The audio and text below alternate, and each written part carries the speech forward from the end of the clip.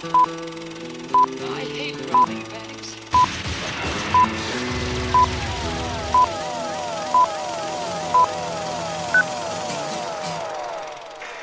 Welcome to Reviews Without Remorse. I'm Dave.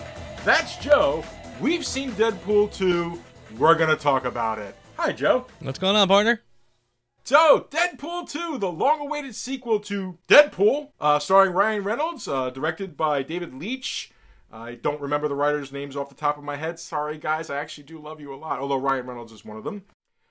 This is the follow-up, and it takes it into a bit of a different direction, but not necessarily a bad direction.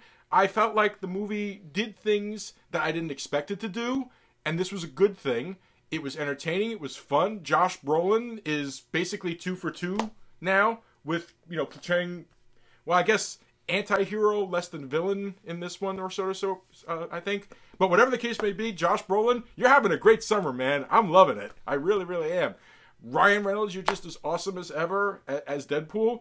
I loved all the little cameos. We're not spoiling just yet. First, Joe and I are going to give our overview, and then we're going to talk spoilers shortly after. So people who haven't seen the movie, this is the spoiler-free portion. We'll get the spoilers in a bit, we promise. Joe, how about you?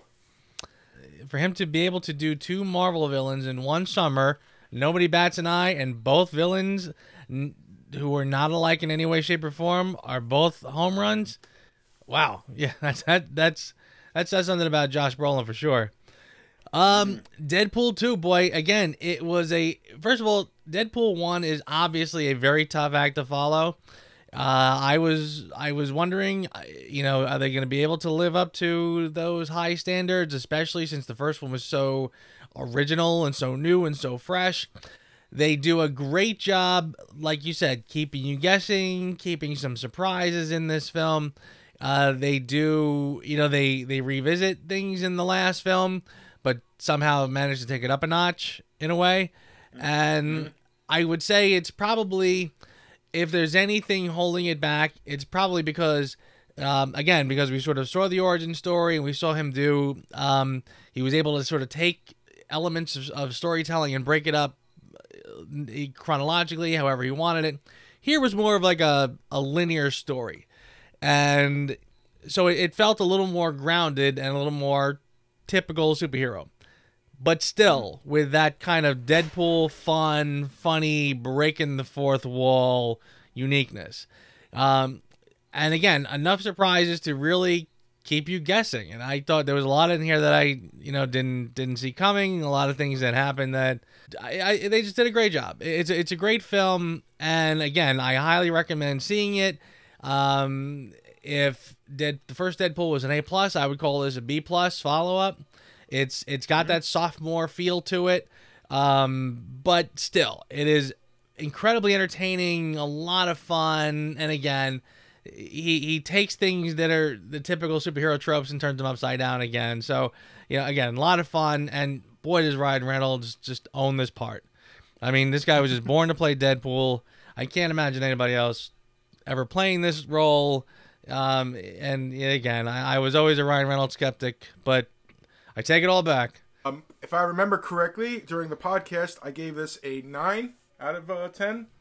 And I believe you gave it an 8 out of 10. So It's a recommended movie from both of us. But now, ladies and gentlemen, now you know exactly how we feel about the movie. Now you know whether or not you should see it.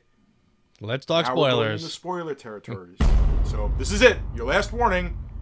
You don't get out now. Your fault, not ours. Okay.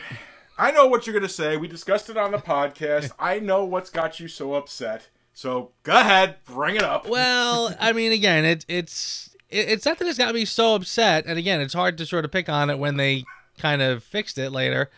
But yeah, I wasn't crazy about the idea that they killed off Vanessa in the beginning. I had that kind of Austin Powers 2 vibe where, okay, we just killed off the main love interest so we can do it again and give him things to struggle with. That means I'm single again. Oh, behave! Yeah! Somewhere in between Austin Powers 2 and Lethal Weapon 2, where, you know, Riggs was crazy in the first one because he was still not over his wife. By the second one, he seems to mellow out, but then they bump off his girlfriend to get him crazy again. I get it as a writing tool, you know, to kind of get your character back out there and free to just do the crazy things that he's known for doing. But again, that first one, I felt very strongly that the romance, the love interest, was the backbone of the story. And, you know, even if you were not, let's say you're not very into superhero films, or you're not into the sense of humor, you can still identify with the love story. Without that, I think the movie is just kind of floating, you know, without, you know, it's kind of lost its training wheels a little bit. Having said that, though, again, it's hard to sort of criticize it too much, since they do kind of retroactively fix it at the end, so we can see her in future installments. But still, as I was watching the movie, I felt the loss. I felt that character missing. But again, that is a minor criticism. It does also provide a springboard for him to be just a little nutty, or a little this, a little, you know. Again, if we were doing the love story again, I might be criticizing that. So who knows? But again, I did feel that loss as I was watching the film. But that's really my only big criticism, I think. And again, I would have liked to seen them maybe try to do something a little different, where they didn't have to knock her off in the beginning. But again, I thought the rest of the film was spectacular. I loved the appearance of Juggernaut. I thought that was terrific. You can't stop him. He's the Juggernaut. I'm the Juggernaut, bitch. And I like the. He actually. I don't think he actually said that. Not in this one. No. I think. Yeah, but I loved his. I'm gonna rip you in half now. Line. Yeah, and he proceeds to do so. And proceeds to do so. That is such a Juggernaut thing to say. Yeah, right. I love the introduction of the X-Force, only to be systematically done away with. That may have been my favorite part of the movie, to be honest with you. I love that. It was like, man, they set the bar really, really high, and you're thinking, oh boy, this is going to be kind of this amazing little thing, and then just plunk, plunk, plunk, plunk. Although, out of all of them, Peter's death was probably still the hardest hit. I agree, and I was glad he went back and fixed that at the end.